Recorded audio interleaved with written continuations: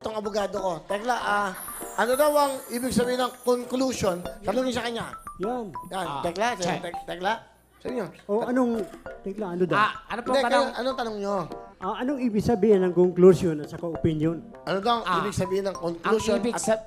Ang ibig sabihin po nun tayo, ang conclusion at saka opinion, between conclusion and conclusion, hindi ka makakapasok. Tama. Conclusion. Conclusion. Tama. Pag opinion, pwede ka pumasok kasi opinion. Magaling. Gusto mo maging paglaki mo? Sundalo po! Ay! Kaya pala! Sir, attention! Harap sa kaliwa! Ay, oo. Harap! Yan! Ang ganda! Bakit gusto mong maging sundalo? Hulihin ko ang mga bakla.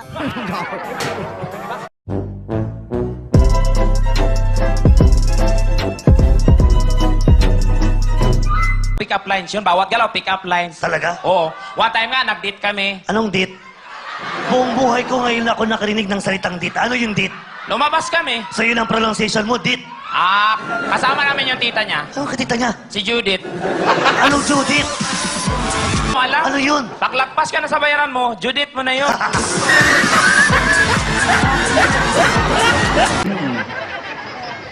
Good evening. Ako nga pala si Mike. From Ganan. Bakit naniniwala ako sa kasabihang walang bakalang pangit? Ay, meron pala.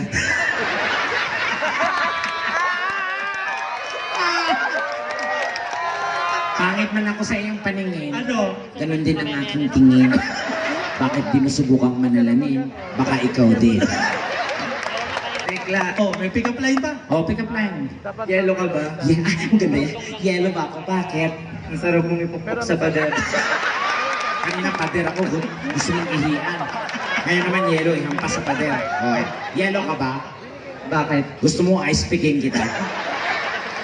Sige na.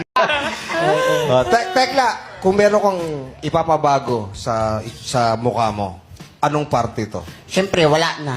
Bakit? Ba't wala? Diyos nga, nagkamali. Doktor pa kaya. Sobrang... Walang mali. Walang mali. Lahat tayo magaganda rito sa buong mundo. lahat tayo kinilikha. Walang pangit na nilikha ang Diyos. Ano ako?